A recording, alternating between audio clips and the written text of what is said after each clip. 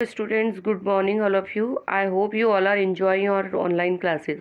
Today we read lesson number 14 जिसका नाम है हमारा electric effects and the currents, जो आज हम लोग पढ़ रहे हैं साइंस का। प्रीवियस वीडियो में हम लोगों ने इसके बारे में पढ़ लिया था। आज हम लोग पढ़ रहे हैं इसका पॉइंट नंबर 2 जिसका नाम है heating effect on electric current, कि विद्युत धारा का तापीय प्रभाव क्या होता है। कि जब हमारे यहाँ पर जो विद्युत प्रवाहित होती है, जो सर्किट, जो इंसुलेटर्स और सर्किट्स जो दो होते हैं ना, कंडक्टर्स और इंसुलेटर्स। कंडक्टर्स क्या होते हैं, जिसमें क्या होती है विद्युत के कुचालक और जो सुचालक, सॉरी, और जो इंसुलेटर्स होते हैं वो क्या होते हैं कुचालक, मतलब जिसमें विद्युत आराम से चली जाती है, जिसमें से आराम से जो है करंट होता है, उसे क्या बोलते हैं हम लोग कनेक्टर्स बोलते हैं, और जिसमें नहीं जाती है उसे क्या बोलते हैं इंसुलेटर्स बोलते हैं। तो देखिए 14.2 यहाँ पर एक activity, take electric cell, a bulb, a switch और कनेक्टिंग वायर्स, ये सामान आपको लेना है। और 14.9 में जैसे दिखाया वैसा आपको एक फिगर तैयार करना है। Then using only one cell, और एक ही सेल यूज में लेना है। Keep the switch in the off, switch को ऑफ रखना है पोजीशन पे। डज द बल्ब ग्लो, क्या बल्ब ने ग्लो किया। टच द बल्ब, अब वापस बल्ब को टच कीजिए। Now move the electric switch is on position, अब जो है बल्ब को स्विच को ऑन कीजिए। देन पोजीशन देखिए, बल्ब की ग्लो किया फॉर अ मिनट और सो, कि भाई ज़्यादा देर तक किया या थोड़ी देर में। अगेन टच द बल्ब, वापस इसको आप लोग टच कीजिए। Do you feel any difference, कि भाई जब स्विच बंद था तब आपने बल्ब को टच किया तो वो कैसा था, गर्म था या नहीं था। लेकिन अब जब आपने इसको ऑन करने के बाद टच किया तो उसमें थोड़ी सी गर्माहट है या नहीं है। After moving switch back to the off position, touch the bulb again, वापस इसको ऑफ करके वापस इसकी पोजीशन को चेक कीजिए। तो क्या देखते हैं आप लोग, इसको छूकर देखेंगे तो आपको क्या महसूस होगा अभी बताते हैं। देन एक्टिविटी 14.3 में देखिए, 14.10 में दिखाए अनुसार आपको क्या करना है, एक विद्युत परिपथ तैयार करना है, सर्किट बनाना है। 10 centimetre long piece of the nichrome wire, nichrome का तार लेना है ना। और क्या कर देना आपको, इनको आपस में कीलों के थ्रू जोड़ना है, और एक बैटरी में एक सेल भी लगाना है। सेल लगाने के बाद में बीच में से इसको कनेक्ट नहीं करना है। अब यहाँ पर देखिए नेल्स, 2 कीले ले ली हमने, नाइक्रोम की वायर से इसको जोड़ दिया है। एंड रिपेयर शॉप और you can a piece of direct to the coil in the electric heater. अब क्या करना है, 2 किलो से इसको बांध दिया। बांधने के बाद में किसी भी मरम्मत करने वाली किसी दुकान से क्या मिल सकता है आपको ये, और आप किसी जो विद्युत की दुकान पर जाकर विद्युत हीटर के जो बेकार तार होते हैं ना, उसका उपयोग भी कर सकते हैं। तो इस तार को अब स्पर्श कीजिए। अब स्विच को ऑन करेंगे, हम लोग स्विच को ऑन करेंगे तो इसमें देखिए कि ऑन की स्थिति में क्या होता है कि जो सर्किट में इलेक्ट्रिक आ रही है उसको कुछ सेकंड के बाद तार को स्पर्श करना है, हमको छूकर देखना है, पकड़ना नहीं है, अधिक समय तक इनको हाथ जल सकता है।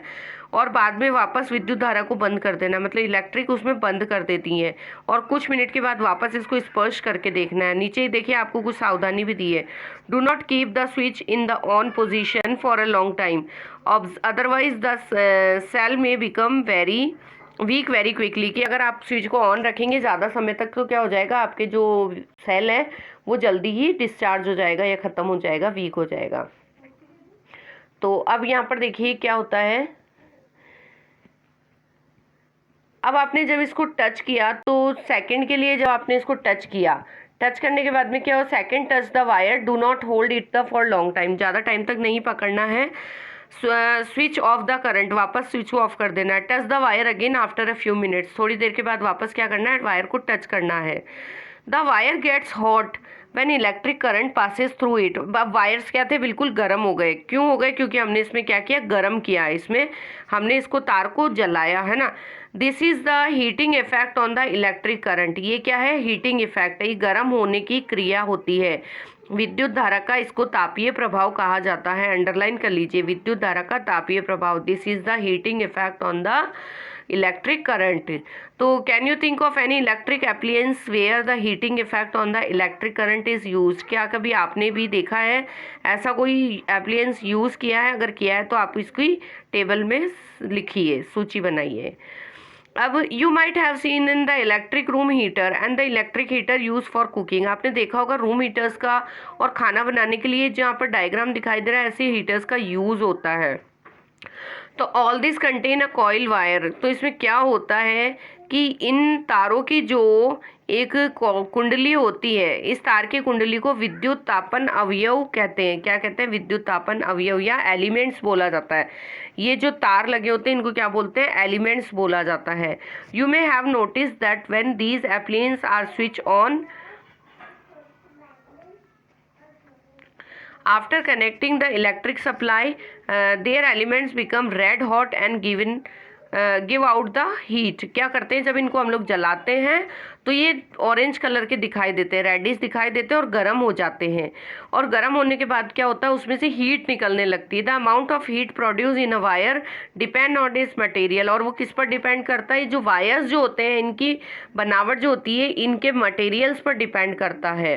And length and thickness this is the different requirements the wire of different materials and different length in the thickness are use. और किस उपकरण में कितने वायर और कितनी मोटाई का वायर लगाया जा रहा है ये उसकी कैपेसिटी पर डिसाइड किया जाता है कि कितनी हीट को कंज्यूम कर सकता है और कितनी इसकी कैपेसिटी है। इसी अकॉर्डिंग वो जो है उपकरण बनाए जाते हैं।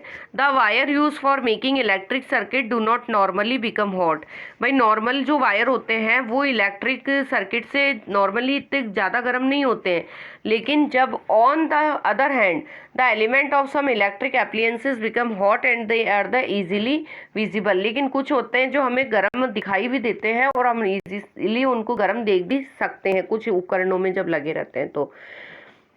तो यहाँ पर यही बताइए, the filament in the electric bulb gets heated on a such high temperature that is start glowing. तो क्या होता है?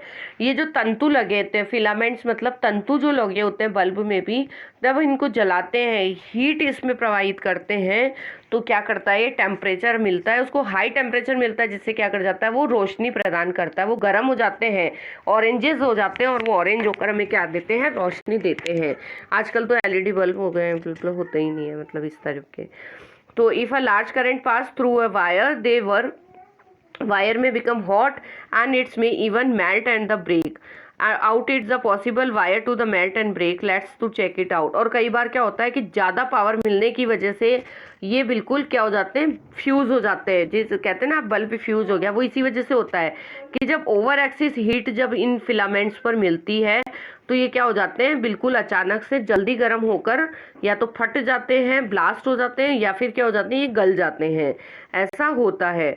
तो make the circuit we use on the activity 14.3 again. However replace the cell with a battery and 4 cells also in the place the nichrome wire. और क्या करना है आपको? एक अदर एक्टिविटी करनी है, नाइक्रोम का वायर लेना है और thin stand of the steel would. यहाँ पर देखिए फोटो में दिया हुआ है, इस तरीके से स्टील वुड लगाना है आपको। और the steel wool is the commonly use for the cleaning utensils and the available for growly shop. ये क्या करते हैं हम लोग शॉप्स में कई बार देखते हैं ऐसे लगे हुए रहते हैं, ऐसे स्टील लगे हुए। तो they are the fans and the room switch और them off now. pass the current through the circuit and sometime observe the stand of the steel wool carefully। note what happened, does the stand is the wool melt or the break। कि भाई जो ये लगे हुए रहते हैं, अभी देखिए यहाँ पर 14 पॉइंट ये दिखा रहा है हमको 14.1 में आपको क्या करना है? एक सर्किट करना है, उसमें आपको क्या करना है? रिप्लेस द सेल रिप्लेस करने वाली बात है। देखिए एक बार अच्छे से देख लेते हैं इसको। आपको जिस परिपथ का उपयोग हमने क्रियाकलाप 14.3 में किया था उसी को फिर से करेंगे। इस बार आपको क्या करना है? सेल के स्थान पर 4 सेल की बैटरी का उपयोग करना है, साथ ही नाइक्रोम की तार की जगह पर इस्पात के स्टील वूल का उपयोग करना है और तार जो है पतली लड़ी से बांधना है ना। अब क्या करना है आपको? रसोई घर में बर्तन साफ करने में जो हम लोग जूना यूज़ करते हैं ना, वो जो उसका यूज़ करना है उस तार को। और कमरे में क्या करना है? विद्युत का पंखा चल रहा हो तो उसका स्विच ऑफ कर दीजिए, कुछ समय के लिए इसमें से विद्युत धारा प्रवाहित करिए। और जो विद्युत धारा हम लोगों ने जब इसमें से चलाएंगे तो क्या होगा? यदि कमरे में विद्युत पंखा चल रहा है तो उसे ऑफ कर देना है और कुछ समय के लिए परिपथ से विद्युत धारा प्रवाहित करनी है। इसके बाद में जो इस्पात उड़ के मतलब जो वो तार था किसका? वूल का, स्टील वूल का जो तार है उसका ध्यान से देखेंगे तो नोट क्या करेंगे? क्या होगा? जो तार है वो पिघलकर टूटती है क्या? बिल्कुल टूटेगी। कुछ विशेष पदार्थों के बने तारों को जब अधिक धारा प्रवाहित होती है तो वे शीघ्र टूटकर पिघल जाते हैं। क्या हो जाते हैं? टूटकर पिघल जाते हैं। इन्हीं तारों को क्या कहते हैं? विद्युत फ्यूज बनाने के लिए यूज़ करते हैं, है ना। तो यही होगा 14 पॉइंट, अगर अपन ये जो एक्टिविटी करेंगे ना इसके लिए। सभी भवन में विद्युत परिपथ में फ्यूज़ लगाए जाते हैं, सभी बिल्डिंग्स में होते हैं ये। और इसमें जो है इलेक्ट्रिक सर्किट्स होते हैं, मैक्सिमम लिमिट होती है इनकी, और safely flow through the circuit, safely इसको बांधा जाता है। Accident current exceeds the safe limit, the wires में become over heated then may causes fire. और कई बार क्या होता है, जब ओवर हीटेड हो जाते हैं, गर्म ज़्यादा हो जाते हैं, तो ये क्या हो जाती है? आग लग जाती है, इसीलिए लगती है। प्रॉपर फ्यूज़ बांधने चाहिए सर्किट्स में। और break the circuit, a fuse is the safely device which prevent damage to the electric circuit and the possible fires. आजकल तो क्या होता है, ये सर्किट्स इस तरीके के आते हैं जिन्हें एमसीबी बोला जाता है, तो इसका यूज़ ज़्यादा होने लगा है, तो ये ज़्यादा सेफ होते हैं और ज़्यादा यूज़फुल होते हैं। Fuses of different kind are uses of the different purpose. Fuses भी जो होते हैं डिफरेंट टाइप के होते हैं, डिफरेंट यूज़ के लिए किए जाते हैं।